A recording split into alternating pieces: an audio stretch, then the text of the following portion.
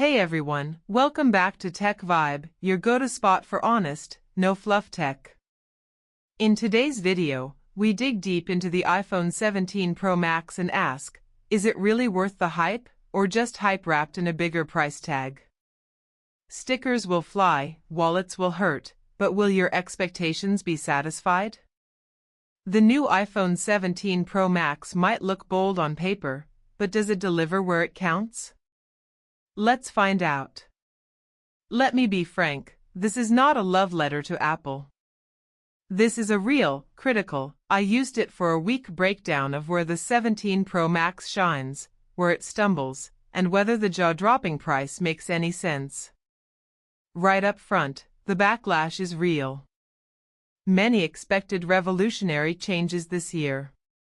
Instead, what we got feels more like an iterative upgrade, bigger battery, bolder design, tweaks here and there, and yes, a significantly higher price. For many users, that's a tough sell.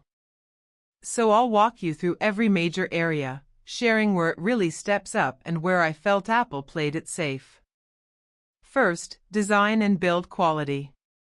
Out of the box, the iPhone 17 Pro Max unapologetically makes a statement. That camera plateau, a wide bar across the back rather than a little bump in the corner, is bold. It's divisive. Some will love it for being different, others will call it gaudy. Compared to the iPhone 16 Pro Max, it's taller, wider, and thicker. Apple ditched its titanium frame from last year and moved to a custom aluminum unibody with a vapor chamber inside for thermal control. The back is half aluminum, half carved-out ceramic shield glass for MagSafe. On paper, this gives better heat dissipation and rigidity. In real life, it feels sturdy. But I noticed something. Despite being more scratch-resistant than previous models, the edges and the camera plateau seem more vulnerable to scuffs.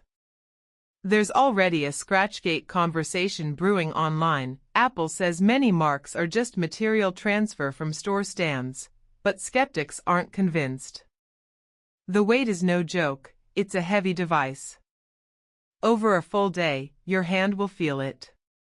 The more I used it, the more cases looked necessary. So while the materials are solid, and the finish is premium, you pay in heft and in being extra careful with scratches. Next, the display. Here Apple pushed a bit further. The screen is a 6.9-inch OLED, with ProMotion, 120Hz, support, and a peak brightness now claimed to reach 3000 nits. There's an anti-reflective coating that apparently reduces glare by about 60%. Compared to last year's iPhone models, yes, outdoor visibility is better, and on sunny days the screen is more usable. Still, I didn't notice massive improvements in color fidelity or contrast versus the 16 Pro Max. Blacks are deep, colors pop, good as before. The difference emerges only in extreme lighting. In everyday use, it's excellent, but not earth-shattering. Now, performance and internals. Under the hood is Apple's A19 Pro chip, built on a more efficient process, and backed by 12 GB of RAM, the most ever in an iPhone. The vapor chamber design helps keep thermals under control, so sustained tasks like gaming or video editing don't throttle too aggressively. In benchmarks, it pulls ahead of last year by a comfortable margin.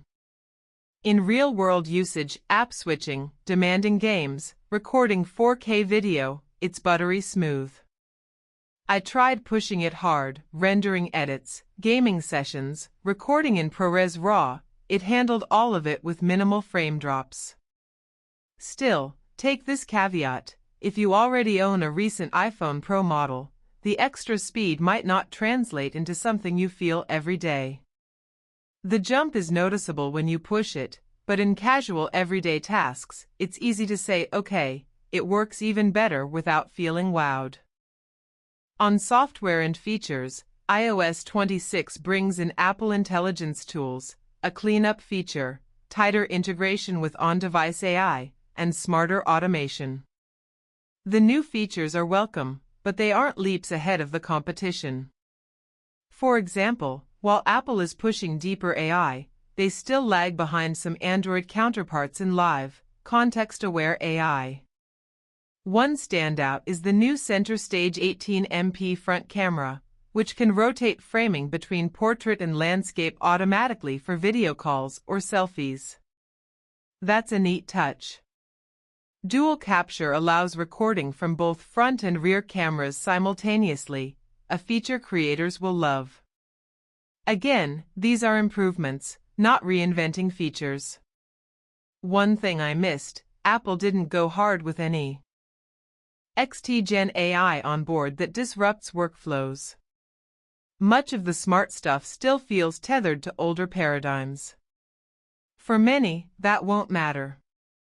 For geeks and power users, there's a sense of "I expected more." Battery life and charging, one of the most talked about upgrades. Apple claims all-day battery and boosted metrics. Certified battery capacity in the US version is 5,088 mAh, a meaningful jump. In tests, the 17 Pro Max delivered close to 26 hours in battery benchmarks.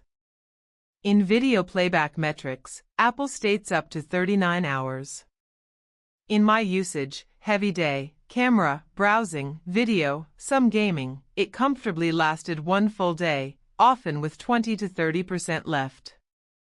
But on very heavy use days, I found myself sourcing a charger by evening. Charging has been improved. With a 40W or higher wired adapter, you can hit 50% in 20 minutes. Wireless, MagSafe/Qi 2, charging supports up to 25W. This is solid, but several Android phones already do faster wireless charging. So while Apple improved, they're not redefining the category. One criticism: the 40W charger is sold separately. So, is the battery upgrade that big? It is noticeable. It's one of the more tangible things you feel day to day. That said, Apple introduced it as a flagship highlight, so yes, it deserves praise. But it's not a miracle battery. If you push this phone hard, you'll still want to top up. Throughout, the price looms over everything. In many markets, the iPhone 17 Pro Max starts at a hefty figure. For instance, UK/Europe pricing for higher storage models is very steep. For that money, some buyers might expect a quantum leap. What we got is a strong, incremental upgrade, but not a reinvention. The backlash stems largely from that expectation mismatch. In conclusion, the iPhone 17 Pro Max is a powerful, polished device. It delivers where it counts: strong performance, great battery, refined design, and useful camera upgrades.